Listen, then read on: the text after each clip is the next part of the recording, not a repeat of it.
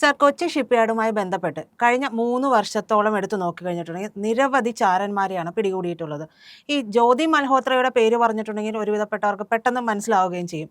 ഇത് എന്തുകൊണ്ടാണ് ഇങ്ങനെയൊരു ഈ ഒരു പ്രതിഭാസം എന്നൊക്കെ പറയുന്ന രീതിയിൽ എങ്ങനെയാണ് ഇത് ഇത്രത്തോളം കൂടുതലായിട്ട് മാറുന്നത്? അതിൻ്റെ കാരണം എന്ന് വെച്ചാൽ നമ്മൾക്ക് ഈ യുദ്ധം എന്ന് പറഞ്ഞു കഴിഞ്ഞാൽ ഇപ്പം മലയാളികൾക്കൊക്കെ യുദ്ധം എന്ന് പറഞ്ഞാൽ നേരത്തെ ഈ പണ്ട് ഈ ടെലിവിഷനും മറ്റ് ചാനലിലൊക്കെ വരുന്നതിന് മുമ്പ് പത്രങ്ങളിൽ കാണുന്ന വാർത്തയായിരുന്നു. അതെ. പിന്നെ ഈ ഗൾഫ് വാർ വന്നു, ഇറാഖ് അധിനിവേശത്തിന് ശേഷം, കുവൈറ്റ് അധിനിവേശത്തിന് ശേഷം പിന്നെ അമേരിക്കയും ഇറാഖും തമ്മിലുള്ള യുദ്ധമുണ്ട്. അതോടുകൂടിയാണ് നമ്മളിതൊരു കാഴ്ച അനുഭവമായി മാറുന്നത്. പിന്നെ അതിന് ശേഷമൊക്കെ നമുക്ക് ഈ ഇഷ്ടംപോലെ യുദ്ധങ്ങൾ നടക്കുന്നുണ്ട്. ഇപ്പോഴും യുദ്ധം നടക്കുന്നുണ്ട്, യുക്രൈനും റഷ്യയായിട്ട്. ഇതെല്ലാം നമുക്ക് കാഴ്ചകളാണ് മലയാളിക്ക്.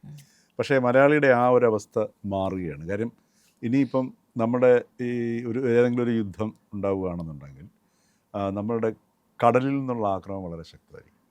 ഇപ്പം ഉദാഹരണത്തിന് കടൽ പിന്നെ ഈ കരമാർഗമുള്ള യുദ്ധം, ഉദാഹരണത്തിന് ഇപ്പോൾ ഓപ്പറേഷൻ സിന്ദൂർ നടന്നു. അവിടെ നമ്മളുടെ പട്ടാളക്കാരുടെ മരണത്തിൻ്റെ തോത് ശ്രദ്ധിച്ചു വളരെ കുറവായിരുന്നു. കാര്യം അത് മുഴുവൻ ഹൈടെക് യുദ്ധങ്ങളാണ് നടന്നത്, അല്ലേ? പക്ഷേ ഈ കടൽ അതുപോലെയല്ല. സമുദ്രത്തിൽ നിന്നുള്ള അറ്റാക്ക് നമ്മുടെ സമുദ്രത്തിൻ്റെ എല്ലാ ഭാഗങ്ങളും ഈ പറഞ്ഞതുപോലെ ഒരു മിലിറ്ററി സാന്നിധ്യം കൊണ്ട് നിറഞ്ഞിരിക്കുകയാണ് ചെയ്യുന്നത്. അപ്പോൾ അതുകൊണ്ട് നമുക്ക് ഈ മലയാളികൾ ഇനി യുദ്ധം എന്ന് പറഞ്ഞു കഴിഞ്ഞാൽ ചില സമയത്ത് ഇപ്പോൾ കഴിഞ്ഞ പ്രാവശ്യം നമ്മുടെ ഓപ്പറേഷൻ സിന്ദൂറൊക്കെ നടന്നപ്പോഴത്തേക്ക് നമ്മുടെ CPM-ൻ്റെ പിന്നെ ബുദ്ധിജീവി നേതാവുമായ M സ്വരാജൊക്കെ യുദ്ധത്തിനെതിരെ കവിത എഴുതുന്നത് പോലൊക്കെ പോസ്റ്റ് ഇടുകയുണ്ടായി. പക്ഷേ ഇനി അതുപോലെ കവിത എഴുതാൻ പറ്റുന്ന ഒരു നല്ല എന്തെങ്കിലും പ്രശ്നങ്ങളുണ്ടാവുകയാണെങ്കിൽ അതേപോലെ നമുക്ക് കവിത എഴുതാനുള്ളൊരു മാനസികാവസ്ഥ കേരളത്തിൽ ലഭ്യമാകില്ല. അപ്പോൾ അത് ഒരു ഘടകം. പിന്നെ 2, നമ്മുടെ കൊച്ചിൻ ഷിപ്പ്യാർഡെന്ന് അപ്പോൾ ഈ സമുദ്രത്തിലൂടെയുള്ള ആക്രമണം എന്ന് പറയുന്നത്, അല്ലെങ്കിൽ സമുദ്രം ഒരു വളരെ ഇന്നത്തെ അവസ്ഥയിൽ കൂടുതൽ ഒരു യുദ്ധാന്തരീക്ഷത്തിലേക്ക് അല്ലെങ്കിൽ യുദ്ധത്തിലെ ഏറ്റവും നിർണായകമാകുന്ന ഒരു പ്രതലമായി മാറുന്നതിൻ്റെ പശ്ചാത്തലത്തിൽ സ്വാഭാവികമായിട്ടും നമ്മളുടെ രഹസ്യങ്ങൾ, നമ്മളുടെ യുദ്ധക്കപ്പലുകളുടെ, അതുപോലെ തന്നെ ഈ പറഞ്ഞതുപോലെ എന്തെല്ലാം നമ്മൾ ഈ സമുദ്ര നേവി ഉപയോഗിക്കുന്നുവോ അതിൻ്റെയൊക്കെ നിർണായകമായ വിവരങ്ങൾ കിട്ടുക എന്ന് പറഞ്ഞാൽ ഏറ്റവും വിലപിടിപ്പുള്ള ഇൻഫർമേഷനാണ്. ഇപ്പോൾ ഉദാഹരണത്തിന് നമുക്ക് തോന്നും പെട്ടെന്ന് ഇത് പാകിസ്ഥാൻ നമ്മളുടെ ഈ രഹസ്യങ്ങൾ എടുത്തുകൊണ്ട് പോവുകയാണെന്ന്. സംഭവം ശരി തന്നെയാണ്, പാകിസ്ഥാനിലേക്കായിരിക്കും അയക്കുന്നത്. പക്ഷേ പാകിസ്ഥാൻ ചിലപ്പോൾ ഒരു പക്ഷേ ഇത് വിൽക്കുകയായിരിക്കും ചെയ്യുന്നത്.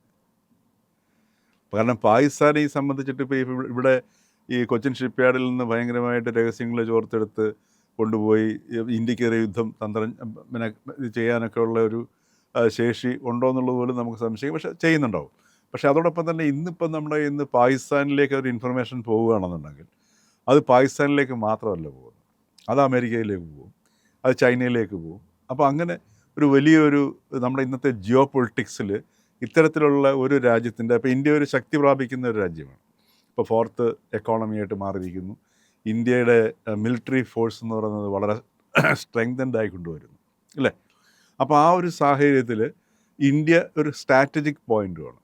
അപ്പോൾ അതുകൊണ്ട് ഇന്ത്യയുടെ ഒരു മിലിറ്ററിയുടെ രഹസ്യങ്ങൾ, അതല്ലെങ്കിൽ അതിൻ്റെ ശക്തിയുടെ അതിൻ്റെ പിന്നെ ശക്തിയെ താർക്കാൻ പറ്റുന്ന രീതിയിൽ ഒരു നിർണായക സമയത്ത് ഒരു ആക്രമണം ഉണ്ടാവുകയാണെങ്കിൽ പ്രയോഗിക്കുക എന്നുള്ളത് വലിയ ഇൻഫർമേഷനാണ്.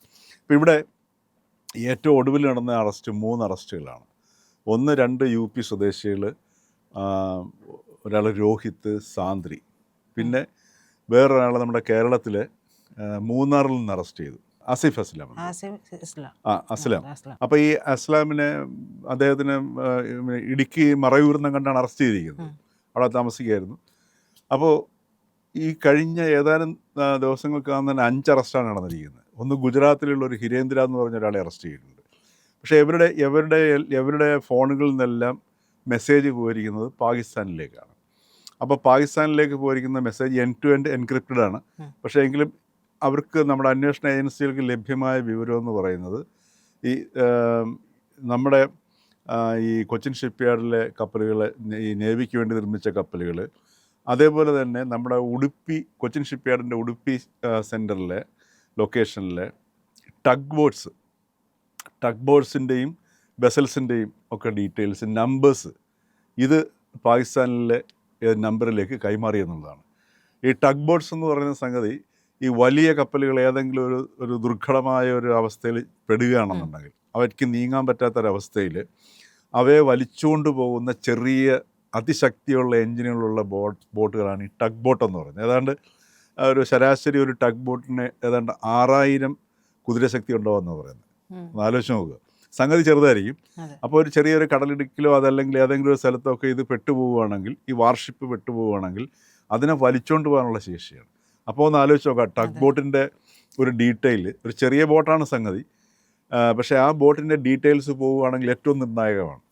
അപ്പോൾ ഈ ടഗ് ബോട്ടിൻ്റെ നിർമ്മാണശാലയാണ് ഈ ഉടുപ്പിയിലുള്ളത്. അതിൻ്റെ വെസലിൻ്റെ പ്രധാനമായിട്ട് ടഗ് ബോട്ടിൻ്റെയാണ്. അപ്പോൾ അത് സംബന്ധിച്ചിട്ട് എനിക്ക് തോന്നുന്നു അവിടെ നിന്നാണ് ഈ രോഹിത് അറസ്റ്റ് ചെയ്യപ്പെട്ടിരിക്കുന്നത്. അവിടെയാണ് വർക്ക് ചെയ്തുകൊണ്ടിരുന്നത്. അപ്പോൾ കർണാടക പോലീസാണ് അറസ്റ്റ് ചെയ്തിരിക്കുന്നത്. അതേപോലെ തന്നെ ഈ സാന്ദ്രി എന്ന് പറയുന്നൊരു വ്യക്തി അറസ്റ്റ് ചെയ്തിട്ടുണ്ട്. അപ്പോൾ ഇവർ നേരത്തെ ഈ രോഹിത് കൊച്ചിൻ ഷിപ്പ്യാർഡിൽ വർക്ക് ചെയ്യുകയായിരുന്നു. പിന്നീട് ഈ അസ്ലാം എന്ന് പറയുന്ന നമ്മുടെ ഇടുക്കിയിൽ നല്ല മൂന്നാറിൽ നിന്ന് അറസ്റ്റ് ചെയ്ത വ്യക്തി. അപ്പോൾ അയാൾ നമ്മുടെ കേരളത്തിലെ പോലീസും ലോക്കൽ പോലീസിന് പോലും ശ്രദ്ധിക്കേണ്ട ഒരു ഇൻഫർമേഷനാണ് ഇപ്പം നമുക്ക് ലഭ്യമായിരിക്കുന്നത്. അതായത് ഈ അസ്ലാമിൻ്റെ ഐഡൻറ്റിറ്റി കാർഡിൽ കൊടുത്തിരിക്കുന്നത് ബംഗാളിലെ ഒരു അഡ്രസ്സാണ്. അതായത് നമ്മുടെ ഈ ബംഗാളികളാണല്ലോ ഇപ്പം നമ്മുടെ കേരളത്തിലെല്ലാം പ്രവൃത്തിയിൽ ഏർപ്പെടുന്നത് ബംഗാളികളാണ്. ഈ ബംഗാളികളുടെ ഈ അവരുടെ സ്ഥലം എവിടെയാണെന്ന് ചോദിച്ചു കഴിഞ്ഞാൽ എല്ലാവരും പറയുന്ന ഒരു സ്ഥലത്തിൻ്റെ പേരുണ്ട്, അറിയാമോ? മുർഷിദാബാദ്. അപ്പോൾ ഇപ്പോൾ ഈ ഇൻ്റലിജൻസ് നമ്മുടെ പോലീസിൻ്റെ വിവരമനുസരിച്ചിട്ട് ഈ അസ്ലാം ബംഗ്ലാദേശ് സ്വദേശിയാണെന്നാണ് പറയുന്നത്. അപ്പോൾ ഈ ടഗ് ബോട്ടിൻ്റെ ആണെങ്കിലും വെസൽസിൻ്റെ ആണെങ്കിലും ഒരുപാട് കരാർ വർക്കുകൾ കൊടുക്കും. ഉദാഹരണത്തിന് നമ്മുടെ ISROയുടെ തന്നെ സാറ്റലൈറ്റിൻ്റെ ഒരുപാട് ഭാഗങ്ങൾ പുറത്താണുള്ളത്. ഈ ഏജൻസി മറ്റേ സ്വകാര്യ ഫാക്ടറികളും കമ്പനികളും ഒക്കെയാണ് നിർമ്മിക്കുന്നത്. അങ്ങനെ ഇത് കൊടുക്കാറുണ്ട്. അപ്പോൾ ഇതുപോലെ ഈ ഷിപ്പ്യാർഡിൻ്റെ വർക്കിലും കുറേ ഈ സ്വകാര്യ ഏജൻസികളെ ഇത് ഏൽപ്പിക്കുന്നുണ്ട്. അപ്പോൾ അത്തരം ഒരു ഏജൻസിയിൽ നിന്നുള്ള വിവരങ്ങളാണോ ഇത് പോയിട്ടുള്ളത് എന്ന് സംശയമുണ്ട്. ഇപ്പം മൂന്നാറിലുള്ള ഒരു ഫാക്ടറി എന്തോ ഒരു അതാണെന്ന് എൻ്റെ ഒരു ലഭ്യമായ ഒരു വിവരം. അവിടെയുള്ള ഏതോ ഒരു ഏജൻസിയിൽ കൊടുത്തൊരു വർക്കിൽ നിന്നാണ് വർക്കിൻ്റെ സംബന്ധിച്ചിട്ടുള്ള വിവരങ്ങളാണ് അയാൾ ശേഖരിച്ചിട്ടുണ്ടെന്നാണ് പറയുന്നത്. അപ്പോൾ ഇത്തരത്തിൽ 5 പേരാണ് ഇപ്പോൾ അറസ്റ്റ് ചെയ്തിരിക്കുന്നത്. അപ്പോൾ ഇതെല്ലാം സൂചിപ്പിക്കുന്നത് ഈ സമുദ്ര കേന്ദ്രീകരിച്ചിട്ടുള്ള ആ ഒരു പിന്നെ ഒരു വെപ്പണായി അല്ലെങ്കിൽ ഒരു മിലിറ്ററി വൽക്കരണവും അതിൻ്റെ ഭയങ്കരമായൊരു സെൻസിറ്റിവിറ്റി ഇനി നമുക്ക് ശ്രദ്ധിക്കേണ്ടത്. അതോടൊപ്പം തന്നെ ഈ കൊച്ചിൻ ഷിപ്പ്യാർഡ് നമ്മളുടെ നേവിക്ക് ആവശ്യമായിട്ടുള്ള സാധനങ്ങളെല്ലാം നിർമ്മിച്ചു കൊടുക്കുന്ന സ്ഥലം കൂടെയായിരുന്നു. അപ്പോൾ ഇതിൻ്റെ ഡയമെൻഷൻ വളരെ വലുതാണ്. ഉദാഹരണത്തിന് തീർച്ചയായിട്ടും ഇപ്പം നേവിക്ക് വേണ്ടിയുള്ള കപ്പലുകളുടെ നമ്പേഴ്സാണ്. അതായത് പ്രാഥമികമായിട്ട് ഇപ്പം പോലീസിന് കിട്ടിയിരിക്കുന്ന വിവരം ഈ ടഗ് ബോട്ടുകളുടെയും അതോടൊപ്പം തന്നെ ചില ഈ നേവിക്കുള്ള വേണ്ടി നിർമ്മിക്കുന്ന വാർഷിപ്പുകളുടെയും നമ്പറുകൾ കൊടുത്തു എന്നുള്ളതാണ്. പക്ഷേ ഇതുവരെ ഈ എൻഡ് ടു എൻഡ് എൻക്രിപ്റ്റഡ് ആയത് കാരണം വാട്സപ്പ് മെസ്സേജിലും പിന്നെ മെസ്സഞ്ചറിലുമാണ് കൊടുത്തിരിക്കുന്നത്. ഇത് രണ്ടും പോയിരിക്കുന്നത് പാകിസ്ഥാനിലേക്കാണ്. പക്ഷേ അത് ബാക്കി എന്തൊക്കെ ഡീറ്റെയിൽസ് പോയിട്ടുണ്ട് എന്നുള്ളത് ഇനി അത് ഡീകോഡ് ചെയ്ത് എടുക്കേണ്ടിയിരിക്കുന്നതെന്ന് പറയുന്നത്. പ്രാഥമികമായിട്ട് നമ്മൾ മനസ്സിലാക്കേണ്ടത് ടഗ് ബോട്ടിൻ്റെയും അതേപോലൊപ്പം തന്നെ ഈ വാർഷിപ്പുകളുടെയും നമ്പറുകൾ മാത്രം അങ്ങോട്ട് പാകിസ്ഥാനിലേക്കുള്ള നമ്പറുകളിലേക്ക് പോയിട്ടുണ്ട് എന്നുള്ളതാണ്. കാരണം വാട്സപ്പിലും മെസ്സഞ്ചറിലുമാണ് അയച്ചിരിക്കുന്നത്. അപ്പോൾ അതിന് ഒരുപാട് എന്തൊക്കെ ഡീറ്റെയിൽസ് പോയിട്ടുണ്ടെന്നുള്ളത് വിശദമായിട്ട് ഇതിൽ ഡീകോഡ് ചെയ്തുകൊണ്ടിരിക്കുന്നു. അപ്പോൾ അത് കഴിയുമ്പോഴേ അറിയാൻ പറ്റത്തില്ല എന്തൊക്കെയാണ് ഡീറ്റെയിൽസ് പോയിട്ടുള്ളതെന്ന്. പക്ഷേ ഒരു കാര്യം ഉറപ്പാണ്, ഈ നമ്മളുടെ കൊച്ചി കേന്ദ്രീകൃതമായിട്ട് വിശേഷം ഷിപ്പ്യാർഡ് കേന്ദ്രീകൃതമായിട്ട് ഇത്തരത്തിലുള്ളൊരു വലിയ ഒരു ചാരപ്രവൃത്തി നടക്കുന്നു എന്നുള്ളതും അതിനെക്കുറിച്ച് ഷിപ്പ്യാർഡും നമ്മളുടെ ഇൻ്റലിജൻസ് സംവിധാനം വളരെ ജാഗരൂകരാണ് എന്നുള്ളതും ഈ അറസ്റ്റിലൂടെ നമുക്ക് വ്യക്തമാവുകയും ചെയ്യുന്നുണ്ട്. അപ്പോൾ സ്വാഭാവികമായിട്ടും ഇന്ത്യ ഒരു ശക്തിയായിട്ട് മാറുന്നതിനനുസരിച്ചിട്ട് ഇത്തരത്തിലുള്ള സംഗതികളുണ്ടാവും. അത് ഇപ്പോൾ ഈ അസ്ലാം ബംഗ്ലാദേശിയാണെങ്കിൽ നമ്മൾ ശ്രദ്ധിക്കേണ്ടത് അതും പാകിസ്ഥാനിലേക്കും പോവാം. ഇപ്പോൾ പാകിസ്ഥാനും ശത്രുക്കളെല്ലാം കണക്റ്റഡ് ആണ്. ഇപ്പോൾ ഉദാഹരണത്തിന് മുഹമ്മദ് യൂനിസിനെ അവിടെ കൊണ്ടിരുത്തിയത് അമേരിക്കയാണ്. അതിനുശേഷമാണ് പാകിസ്ഥാനും അവിടുത്തെ ജമാഅത്തെ ഇസ്ലാമി സംവിധാനവും യൂനിസും ഒക്കെ ആയിട്ട് സൗഹൃദം ഉണ്ടാവുന്നത് അല്ലേ? അപ്പോൾ ഇതെല്ലാം ഇതിൻ്റെ പിന്നിൽ ഈ പറഞ്ഞതുപോലെ അമേരിക്കയുടെ താല്പര്യങ്ങളുണ്ടാവാം.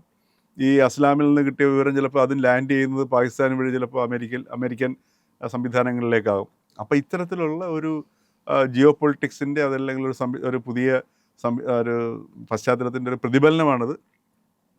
ഇത് സ്വാഭാവികമായിട്ട് നടക്കും, ഇത് എപ്പോഴും ഉണ്ടാകും.